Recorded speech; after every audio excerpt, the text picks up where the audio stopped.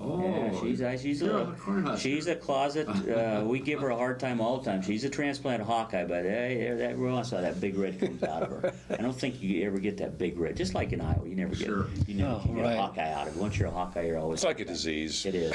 It's a good disease. Good disease. A genetic deficiency in the case of the Cornhuskers. Right. Did you ever meet Ed Badger, coach for the Bulls? You know what? I think I met him. I don't really know him. He coached me at St. Mary's. Oh, that's right. That's right. They cheated all. Isn't that something? They cheated. I'm not getting into that. I'm not going there. So you went to Concordia, you played all these sports, and got your degree, and then you headed to Macomb? No, I actually went to New York City for 3.5 years. New York City? Yeah, back then I went to Concordia Teachers College, and back then they placed you. Yeah. And I'd gotten married mid-semester to my wife in January. My wife still had till May to graduate. They bring you in a room, and they have a hard time placing married couples because now you have to have 2 jobs instead of 1. But they were all excited. Hey, we got some great news. We found you both jobs. So we didn't know where we're going. So we go in this room, and the placement teacher gets us up there and says, found you a job in high school. You're going to be coaching health, physical education, and assistant basketball coach and head track coach. And I go, oh, that's great. My wife, elementary school, just what she wanted to do. You're going to New York City, to Brooklyn. Well, I was excited. Oh, this is great, New York City. What a big city. My wife couldn't stop crying. Oh. You know, she'd already left the state of Nebraska. We're going to New York City, and but you know, we look back at those times, and we all have them. Those were some of the best years of our lives, and Well, your wife's a honey.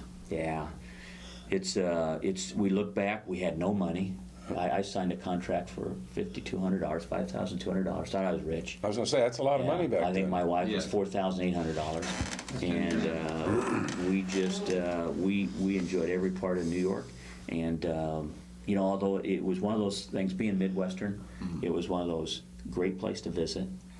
Wouldn't want to live there. Yeah. Wouldn't want to raise a family. But you lived there 3 years. Yeah. And I Did was you there have for- kids while you were there? No, we didn't. Actually, one of the things that brought us back to the Midwest was we'd lost our first child, and I think it affected my wife to the point where, hey, it's time to go back to the Midwest. That's where our roots were, and so yeah. But we still laugh and look back at just what we did in New York City, and I don't think there's anything we didn't do. You didn't make too many mistakes. Yeah, it was a great time, and it just shows you don't have to have money to have a good time. And I know. That's right. I think it taught us how to. We were away from family and friends. I think it taught us how to solve problems on our own. Mm-hmm. You didn't have that relative next door. When something happened, you pretty much had to. Okay, You had to solve it. We can get through And this. back then, you probably didn't have coming out there to see you. You didn't. No, we didn't have right. many visitors. Were you affected very much by Chris Street's death? Yeah, you know, I've had people ask me, you know, what's your highs and what's your lows. The lowest is it's not even a contest. The Chris Street thing, and when we were able to have that celebration of Chris's life 20 years later at that game, That was pretty cool. it meant a lot. yes. It was cool. It was the right thing to do at the right time. You didn't know it, but when you handed me that number 40, it affected me a little bit. I think it affected us all. I look back and I know exactly what I was doing, where I was at when I got the phone call from Coach Davis, and to this day I have the immense amount of respect and admiration and everything for Coach Davis and how he handled a situation.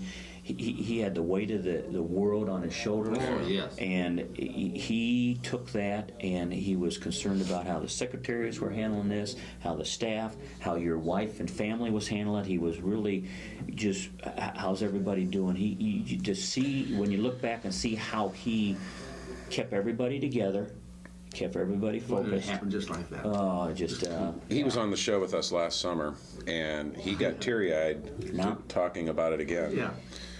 Without a doubt, the hardest thing that he, you, and any of those people associated with the program that ever went through, and one of the darkest hours in Hawkeye Nation. yes.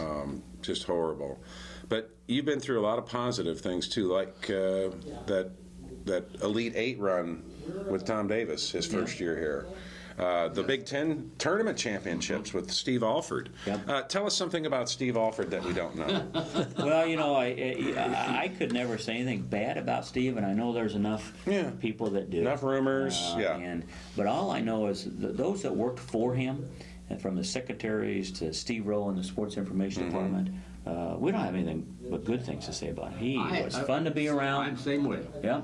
Same way. I'm The, backing you 100%. the rumors and things that people say about him always disappoints me. Hey, did he have room to grow? Sure he did. Did he make mistakes? Sure he did. But he was not a bad person. And his dad wasn't either. We had Sam on the show. Dad. Did you? He was great. Sam's a great person. He sent me a card afterwards thanking me for having him on the show. They were great people, but that tournament run and winning that championship, you were in the locker room and just to be around, Gary Close, who I'm still very close friends with at Wisconsin now. We were all crying. These were adults. We're all the happiness and They loved him out. yeah. At Madison? Yeah. Oh, at Regina. Gina. Yeah, they loved him. But ran into him at that Big Ten tournament, and he was happy for us. But winning 2 Big Ten championships, we have 2 trophies in our locker room right now. And when recruits walk in, they look at those. Those are 2 trophies, yes. 2 championship trophies. Take it from a fan standpoint, too. That was huge for Well, the us. first one, they won them all, didn't they? Yeah, I mean, 4. they had to play. 4 in a row. First team to ever do that. That's right. And just- They probably won't get another one, To right? see the work ethic, I mean, it was every night that you came back. You met with the team real quick, you put them to bed, and then the staff went back to work, and they worked all night. At 6 o'clock in the morning, they're still working, and you're eating breakfast on 0 sleep. Steve was a driven person, and see it. you did not outwork him in preparation. I think you learned all that from Bobby Knight. I think so. We would have scouting reports this thick on a detail. There wasn't one detail that was left, one stone left unturned, and just to be able to witness and see how hard they worked to get that championship. The fans should all have a chance to see that one time, because you're just amazed at how that driven was- some of these successful people are. I have to ask you, when he left for New Mexico, did he ask you to go with him? Yep, he did. Yep. Are you And, serious? yeah. And but I just I had the opportunity to stay here, and at that time your family is going through some.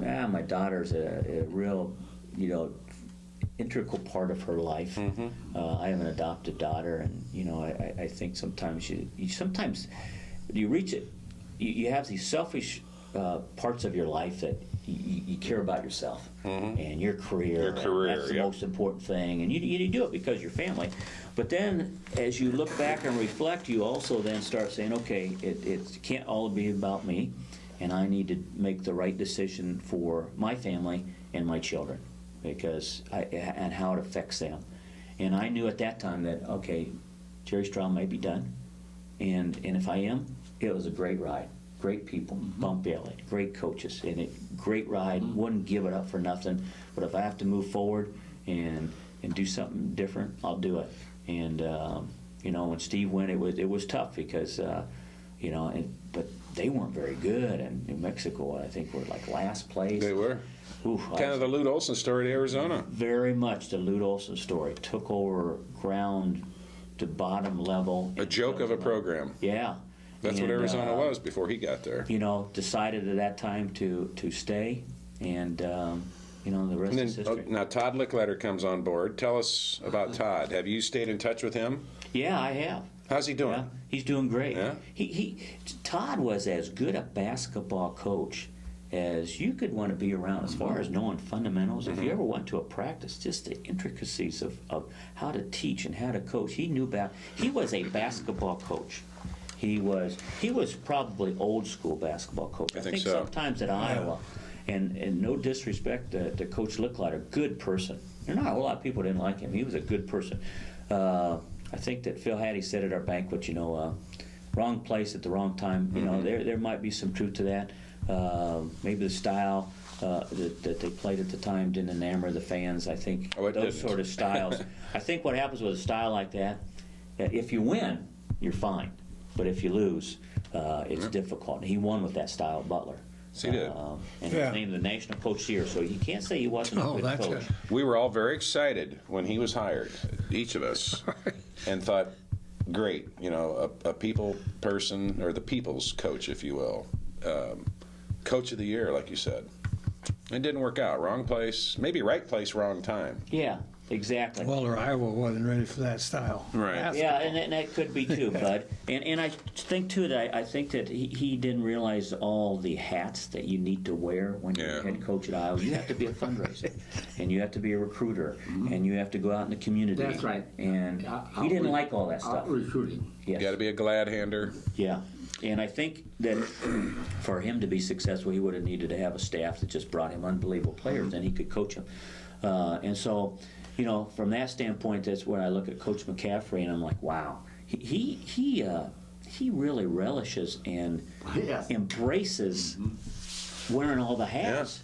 Does he like to wear them all? Well, I'm sure there's nights that he probably Doesn't, doesn't. right. But you know what? If you ask him to do something, and if it's for the best of the program, and he'll like, Jerry, you think I should do that? Yeah, I think you do. Then I'll do it. Because- Jerry, I'd like you to convey this message to Coach Fran. We think it's best for the program that he come on Sports Opinion and visit with us someday. Don't you guys agree? He'd probably love that. Knowing him, he would probably love. I think it's just a matter of going into his office and asking him. He loves recruiting. He loves meeting with people. He's genuine. See, his wife takes part too. That's what I like. He's, I love Who do you him. like better, Well, I'll tell Coach you what, Fran or his wife? I love them both, and I look at his wife Margaret being very similar to when Lute Olson was here and With Bobby? Bobby. Lute really respected Bobby's opinion, and Bobby kind of had a good beat to the heart of Iowa City and Iowa basketball. And Didn't she make the pancakes for yeah. the recruits? Oh, yeah. That was one of the last things we had. Every coach does recruiting different, but one of the last things you did when you were on your official visit, you went to Lute's house on that Sunday before they took you up to the airport. Okay. And she would make pancakes. What were they, some kind of apple pancakes They were or unbelievable. something? They were Yeah. unbelievable. And then Coach McCaffrey has a very similar situation, except just on the front end, we will come over to Coach McCaffrey's house, invite the team over, kind of a just good way to break the ice with the recruit, get to know all the players. And Margaret has this recipe, this dessert that is like out of this world. If they sold it in Iowa City, she couldn't make it, and she won't give you the recipe. Really? This is a passed down secret recipe. Maybe you need to get Margaret on here. Love to. She has a basketball. She was a basketball player. Oh, yeah. Played Yeah. for Notre Was she a Dame. basketball player? Notre Dame. You betcha. Yeah. And, great family, great fit. Patrick Ingham gone. Yeah. You think we'll get a JUCO in here, or is it You going to know, be banked? I don't know. I think that you always look to see what your needs are going to be, and if you can get the right need, that'd be a good question. If they can't get the right person that fits exactly what we need to make us better, then I think it will be banked. Who's going to take your job? I think Coach has someone. 2 people? Nah. It's kind of like that saying where you stick your hand in a bucket of water and you swirl it. You know what? Everybody, we're all in this room replaceable. All I know is I benefited far greater than Iowa benefited, because this was a great place with great people. And I've said this many times, and people think you just tell them, but I said, I've been around. I've been with different coaches. There's from not too different- many people to work that many years as No. hard as you Yeah. have. You know what? But I tell people it was a labor of love. But it is long hours. It's 60 to 80 hours a week. You know what I was talking to yesterday? Hey, Randy guys, we're going to have to wrap it up. We're out Randy of Duncan. time. I'm sorry. Oh. I hate to say that, but we've been visiting with Jerry Strom, who has been with the Iowa Athletic Department and specifically the men's basketball program for the last 33 years. Jerry, congratulations on your retirement.